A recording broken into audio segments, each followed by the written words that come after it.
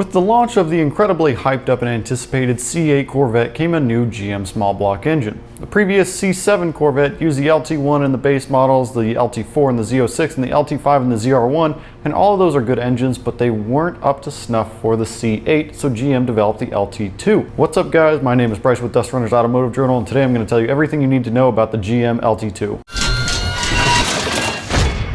Traditionally, mid-engine cars are a pain in the butt to work on, and they're very expensive as the engine needs to be taken out for a lot of services.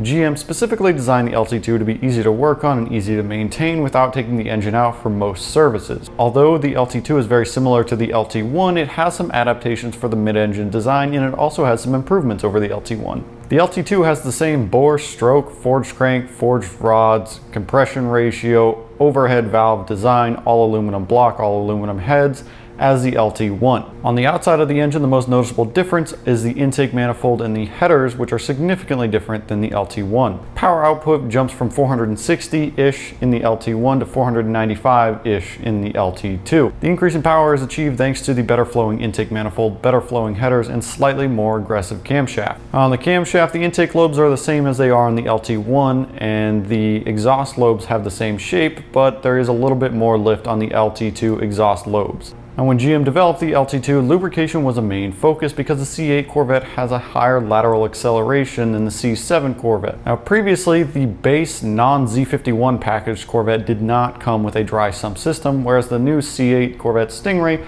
all LT2s come with a dry sump oil system. The system goes from one pump to three multi-stage scavenge pumps, one in the V underneath the intake manifold in the valley and two in the crankcase. Now on the LT2, the oil reservoir is mounted to the engine, which makes assembly easier because oil can be added before the engine is put into the vehicle rather than after it's put into the vehicle on the assembly line. The LT2 uses a massive liquid-to-liquid oil cooler, which provides 25% more thermal rejection.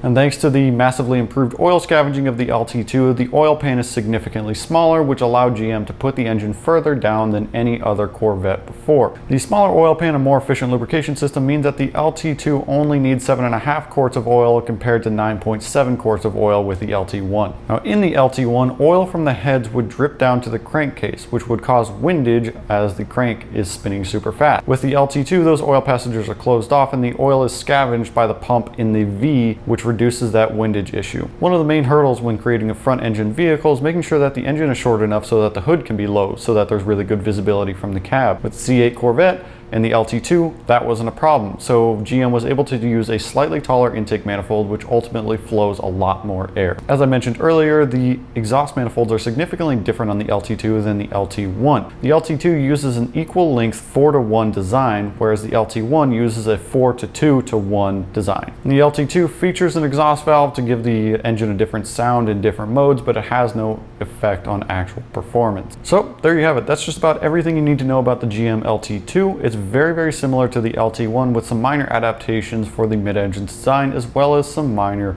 upgrades. I'm excited to see what people are going to do with this engine in the future. If it's anything like previous LS or LT engines, it's going to make really good power with just a cam, and it's going to be an absolute monster. But I want to know what you guys think. Do you think the LT2 is a good engine? Do you think GM should have designed maybe something dual overhead cam or twin turbo or something wild like that? Let me know down in the comments below. Be sure to hit that thumbs up button and subscribe, and I'll see you guys in the next video.